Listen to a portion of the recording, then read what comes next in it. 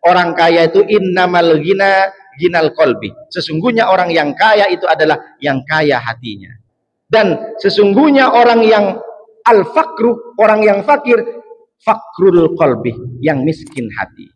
Jadi dari hadis ini kita sudah bisa tahu bahwa orang kaya menurut Allah bukan yang banyak hartanya. Punya banyak harta kalau tidak digunakan di jalan Allah, maka dia termasuk orang miskin. Jadi orang yang kaya menurut Allah adalah yang kaya hatinya. Siapa yang kaya hatinya? Tidak merasa kurang. Tidak merasa selalu mengeluh. Sudah jadi PNS, tapi karena gaji tak keluar, 3 bulan ngeluhnya luar biasa. Padahal berapa banyak orang yang pengen jadi PNS. Dibilanglah, kenapa kamu kerja di PT? Di PT itu tak bagus, kata istrinya. Kamu pindahlah. Padahal di PT sudah gajinya 10 juta. Kurang bersyukur. Dan itu terjadi kepada orang. Ketika dia sudah dikasih nikmat, maka dia akan berpaling.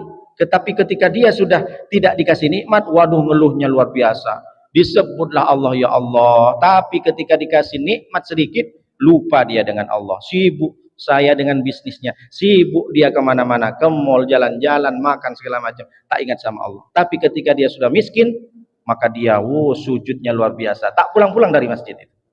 Jadi kata Rasulullah, orang yang kaya itu adalah kaya hatinya. Berapa banyak orang itu kalau sudah punya duit, gaji masuk, pengen beli baju baru, dapat duit lagi sedikit, pengen beli celana baru, pengen peci baru, pengen tas baru kalau perempuan, pengen cincin baru, pengen baju baru, pengen jilbab baru, terus begitu, tidak ada kurangnya. Makanya kata Rasulullah, lau anna libni Adam wadian, seandainya anak Adam dia punya satu lembah ini penuh dengan emas, ahabba ayyakuna lahu wadian, pasti dia pengen satu lembah lagi. Jadi kalau ada orang sudah punya emas, ini lembah dalam, dari saking banyaknya emas, numpuklah sampai ke atas seperti gunung, wadian. Lalu kemudian ketika dia sudah punya satu lembah, duitnya segunung, pasti dalam hatinya dia pengen, kapan lagi aku punya emas satu lembah lagi seperti ini. Ketika dia sudah dapat 2 lembah penuh dengan emas, apakah dia berhenti untuk tidak mencintai harta? Tidak. Dia tetap pengen tahu. Sampai kapan dia berhenti tak mencintai dan pengen harta, tambah harta? Lan tamla'u fahu biturab, sampai mulutnya disumbat dengan tanah. Kapan tuh? Sampai mati.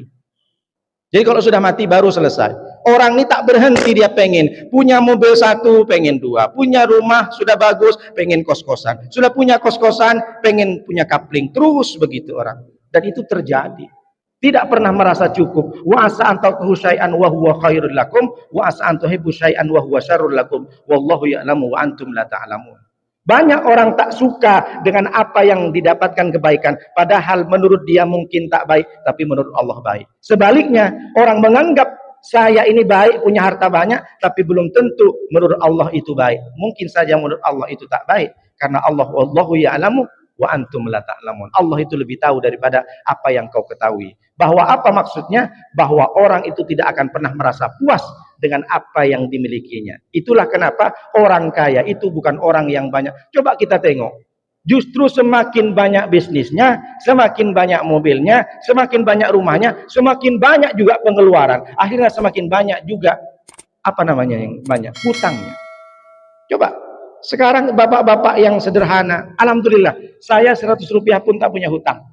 Karena memang saya sengaja, saya semua, daripada saya harus kredit dan segala macam, pening.